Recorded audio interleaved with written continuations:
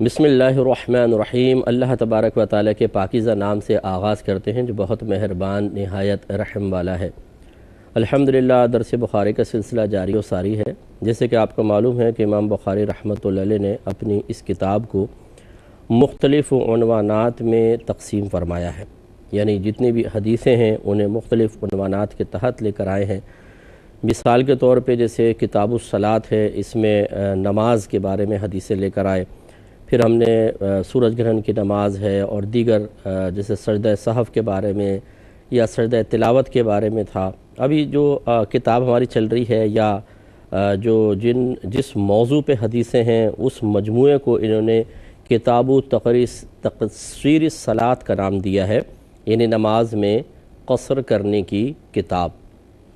اس میں وہ حدیثیں لے کر آئے ہیں جن میں نمازوں کو قصر کے ساتھ ادا کرنے کے بارے میں ذکر فرمایا گیا ہے۔ آپ کو بتایا تھا کہ قصر کا مطلب ہوتا ہے کسی چیز کو کم کر دینا، مختصر کر دینا، کسی چیز کو تخفیف کے ساتھ ادا کرنا۔ ایک قصر معنی کاٹنا بھی ہوتا ہے، جیسے بالوں کو قصر کرنا، وہ کم کرنے کے معنی میں ہوتا ہے، لیکن ہم کاٹتے ہیں اس لیے ان کو قصر بھی اسے بھی قصر کہہ دیتے ہیں۔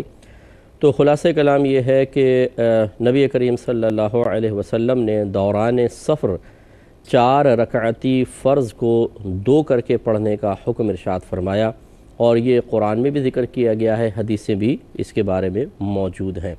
تفصیل تقریباً میں آپ کی خدمت میں ذکر کر چکا ہوں کہ انسان کب مسافر ہوتا ہے، اس کی ابتدا کب ہوتی ہے، اور پھر مسافرت کب تک باقی رہتی ہے، جس کا خلاصہ مختصر سا یہ ہے کہ جب آپ اپنے شہر کی حدود سے باہر نکل جائیں اور کم و بیش 92 کلومیٹرز دور جانے کا ارادہ ہو تو آپ شرعی طور پہ مسافر ہو جائیں گے۔ ان 2 شرطوں کا اجتماع ضروری ہے، اپنے شہر کی حدود سے باہر نکلنا اور کم از کم 92 کلومیٹرز دور جانے کا ارادہ۔ پھر آپ جب تک سفر کرتے رہیں گے آپ مسافر رہیں گے۔ جب آپ کسی شہر میں داخل ہو جائیں گے تو اگر وہاں کے مقیم امام کے پیچھے نماز پڑھ رہے ہیں تو چاہے ایک دن ہی آپ ٹھہریں، لیکن آپ پوری نماز پڑھیں گے کیونکہ آپ مقیم امام کے پیچھے نماز پڑھ رہے ہیں۔ ہاں، اگر آپ مسافر امام کے پیچھے نماز پڑھ رہے ہیں یا تنہا نماز پڑھ رہے ہیں تو پھر اس میں ذرا ہمیں دیکھنا ہوتا ہے کہ آپ کا اس شہر میں قیام کتنے دن ہے۔ اگر کم از کم 15 دن یا اس سے زیادہ ٹھہرنے کی نیت ہے تو پھر آپ مقیم ہو جاتے ہیں۔ اب اگر مسافر بھی نماز پڑھا رہا ہو آپ اپنی پوری 4 ہی پڑھیں گے، اور اگر اکیلے نماز پڑھ رہے ہوں تب بھی آپ 4 ہی پڑھیں گے۔ لیکن اس کے لیے شرط یہ ہے اقامت کے لیے کہ آپ چلنا بالکل موقوف کر دیں، وہاں پہ ٹھہر جائیں، اور وہ جگہ ٹھہرنے کی صلاحیت بھی رکھتی ہو، جیسے شہر وغیرہ میں داخل ہو جائیں، آپ اپنی نیت میں مستقل ہوں، کسی کے نیت کے تابع نہ ہوں، اور ایک ہی جگہ پر کم از کم 15 دن ٹھہرنے کا مستقل ارادہ ہو تو سمجھ لیجئے آپ مقیم ہو گئے ہیں۔ باقی اور میں نے تھوڑی سی تفصیل ذکر کی تھی جس کو بار بار دہرانا بہت ہی طوالت کا سبب بن جائے گا، اتنا کم از کم آپ مسئلے ذہن میں رکھیں۔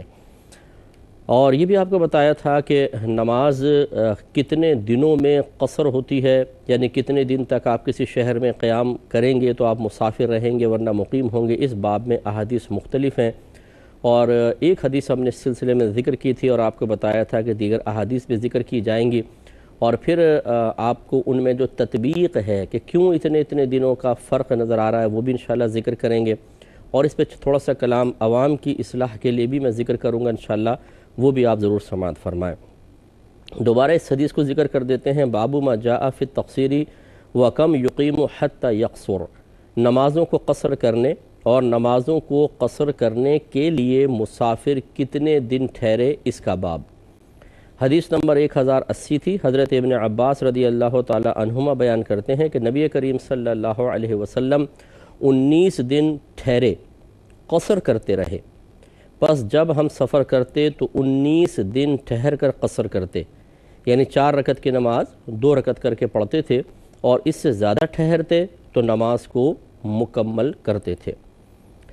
اب اس باب میں جیسے کہ میں نے آپ کو ذکر کیا کہ حدیثیں مختلف ہیں، دن یعنی مختلف آئے ہیں، تو چند حدیثیں میں مختلف کتابوں کی جو ہیں وہ آپ کو ذکر کرتا ہوں۔ یہ سنن ابو داؤد حدیث نمبر 1235 ہے۔ حضرت جابر بن عبداللہ رضی اللہ تعالی عنہما بیان کرتے ہیں کہ رسول اللہ صلی اللہ علیہ وسلم تبوک میں 20 دن ٹھہرے اور نماز کو قصر کرتے رہے۔ یہ حدیث مرسل ہے۔ مرسل کا مطلب یہ ہوتا ہے کہ ایک راوی اپنے سے اوپر والے راوی کو چھوڑ کر براہ راست پھر آگے یا تو نبی کریم صلی اللہ علیہ وسلم سے براہ راست ذکر کر دیتا ہے یا اگلے راویوں کو ذکر کرتا ہے، بیچ میں سے کچھ کو چھوڑ دیتا ہے۔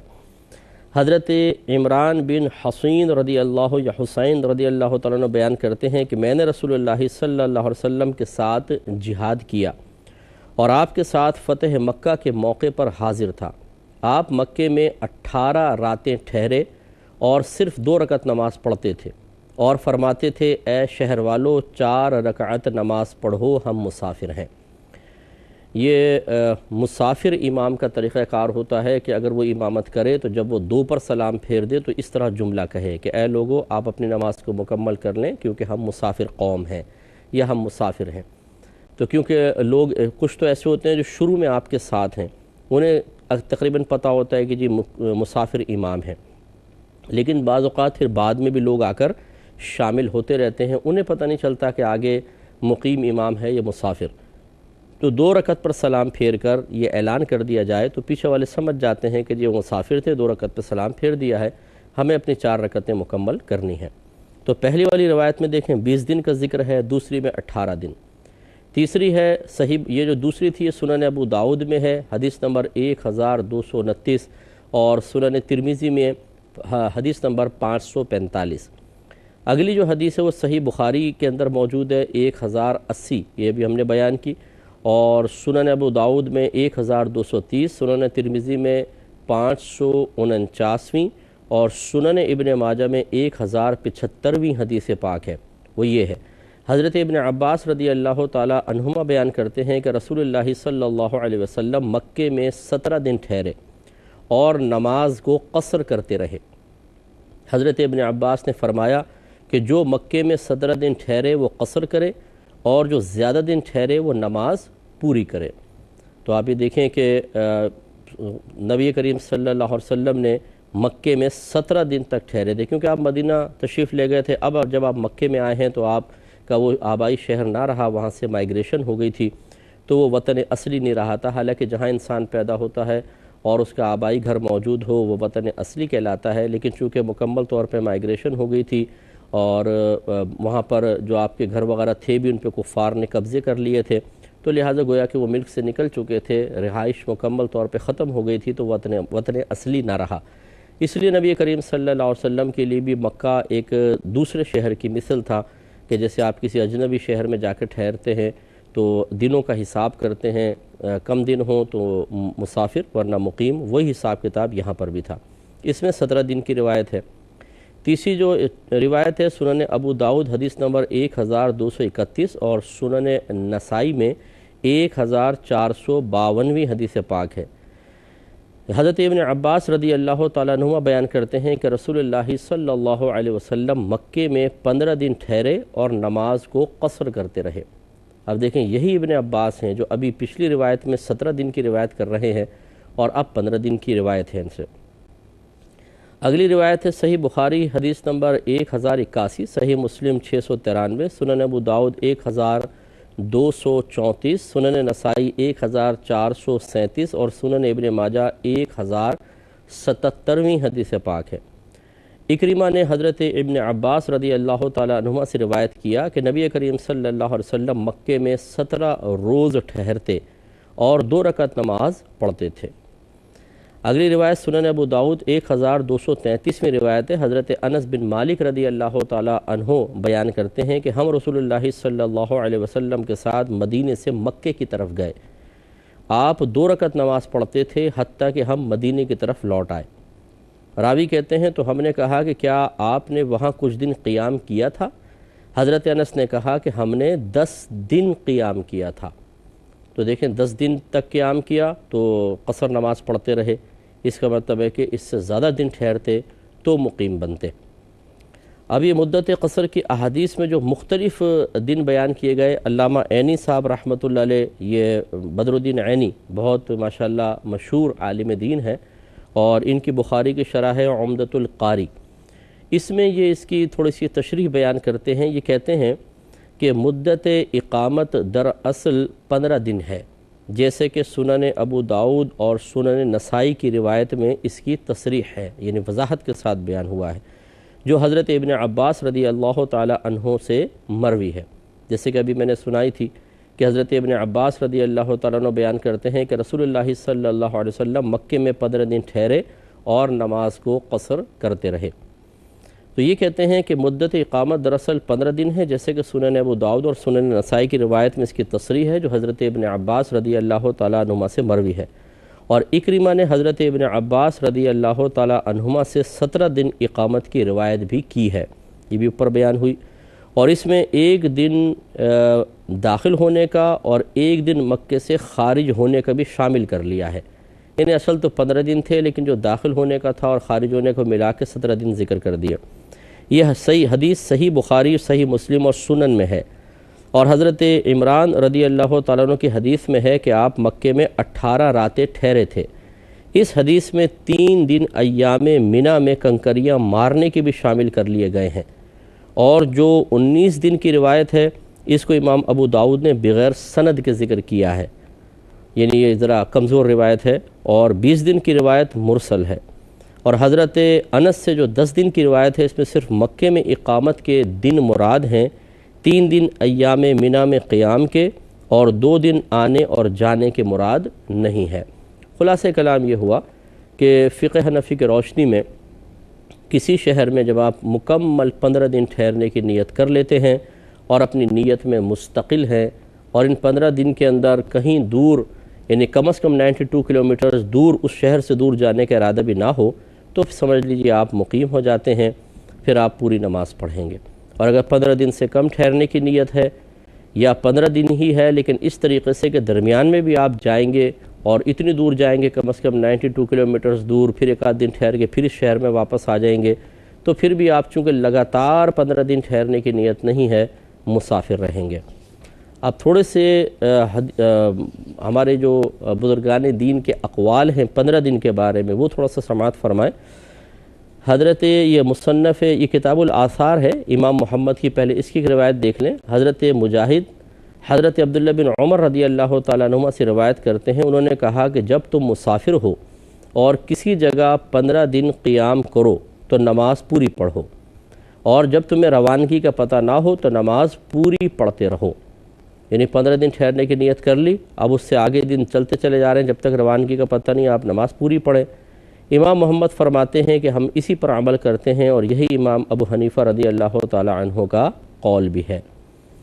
دوسری جو روایت ہے مصنف ابن ابی شیبہ کی روایت ہے. مجاہد بیان کرتے ہیں کہ حضرت ابن عمر رضی اللہ تعالی عنہما جب کسی جگہ 15 دن ٹھہرنے کا ارادہ کرتے تو اپنی سواری کو چرنے کے لیے چھوڑ دیتے اور 4 رکعت نماز پڑھتے. ایسے ہی اسی مصنف ابن ابی شیبہ میں ہے کہ ابو بشر بیان کرتے ہیں کہ سعید بن جبیر نے کہا جب تم 15 دن سے زیادہ اقامت کی نیت کرو تو نماز پوری پڑھو. تو خلاصہ کلام یہ ہے کہ قصر نماز ہم پر لازم کر دی گئی ہے جب ہم سفر کریں اور مسافرت کی شرائط پائے جائیں تو اس کا لحاظ کرنا ہی ہوگا. اگلے حدیث پر آتے ہیں. حدیث نمبر ہے 1081.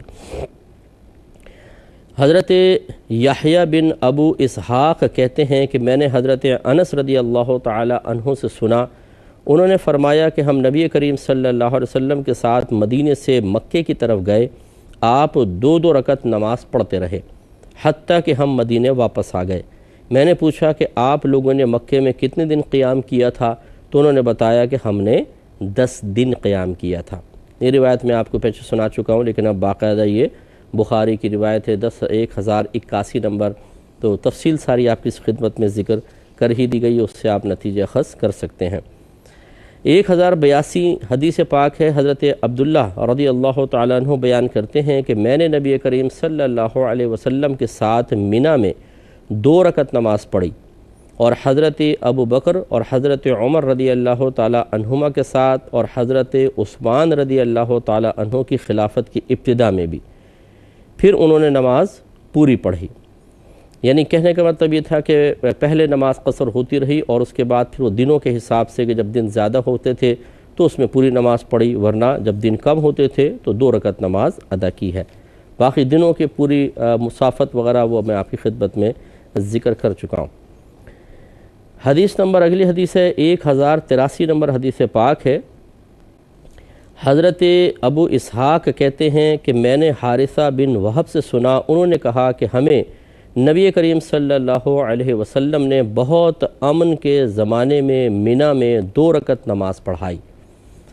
یہ امن کی قید اس لیے لگائی کہ جو قرآن پاک کی آیت ہے جس میں قصر کا حکم دیا گیا ہے، اس میں یہ ایک قید لگا دی گئی ہے کہ اگر تمہیں دشمنوں کی طرف سے، کفار کی طرف سے فتنے کا خوف ہو، تو اس سے بظاہر ایسا لگتا ہے کہ اگر کفار کی طرف سے فتنے کا خوف ہو تو قصر کریں گے، ورنہ نہیں۔ لیکن نبی کریم صلی اللہ علیہ وسلم سے جب حضرت عمر فاروق رضی اللہ تعالی عنہ نے ایک مرتبہ پوچھا کہ یا رسول اللہ صلی اللہ علیہ وسلم، اب تو ہم حالت امن میں ہیں، یعنی اب تو ہمیں کفار سے کوئی خوف نہیں ہے، کیا اب بھی ہم نماز قصر کریں؟ تو رحمت کونین صلی اللہ علیہ وسلم نے ارشاد فرمایا کہ عمر، یہ اللہ تعالیٰ کی طرف سے ایک صدقہ ہے، اس کو قبول کرو۔ تو لہٰذا معلوم یہ ہوا کہ نماز کا قصر کرنا کوئی کفار کی طرف سے پہنچنے والے فتنے کے ساتھ اب مقید نہیں ہے، یہ دائمی طور پہ حکم دے دیا گیا ہے، چاہے حالت امن ہو، چاہے آج کا دور ہے، کوئی بھی دور ہو، جب ہم مدت مسافرت میں ہوں گے تو ہم قصر نماز پڑھیں گے، مقیم ہو جائیں گے تو پوری نماز پڑھی جائے گی۔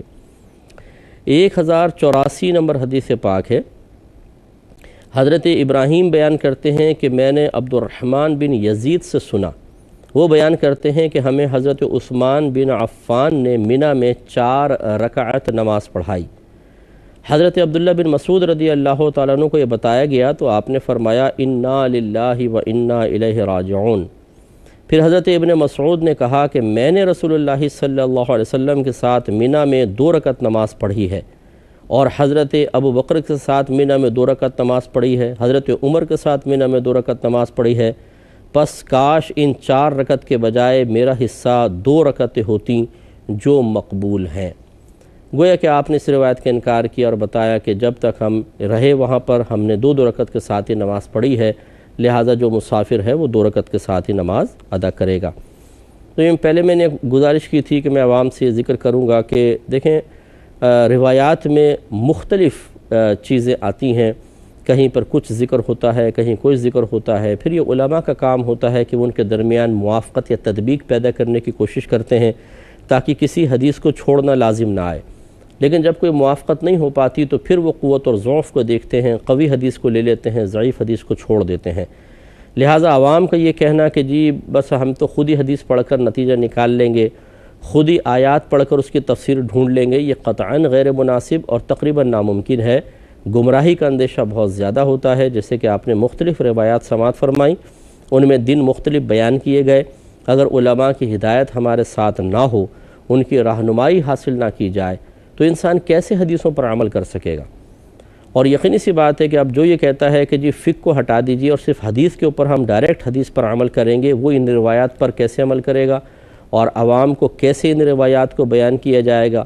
لازم سی بات ہے کہ کسی ایک روایت پر ہی اعتماد کیا جائے گا، باقی سب کا انکار کیا جائے گا، تو سوال یہ پیدا ہوگا کہ اس ایک روایت کے انتخاب میں آپ کی رائے کو کیوں فوقیت دی جائے، کیوں مانا جائے، دیگر روایات کو کیوں چھوڑا جائے، حالانکہ سب بخاری میں ہے، اور مطالبہ اکثر یہ ہوتا ہے کہ جی بخاری کی کوئی حدیث دکھائیں۔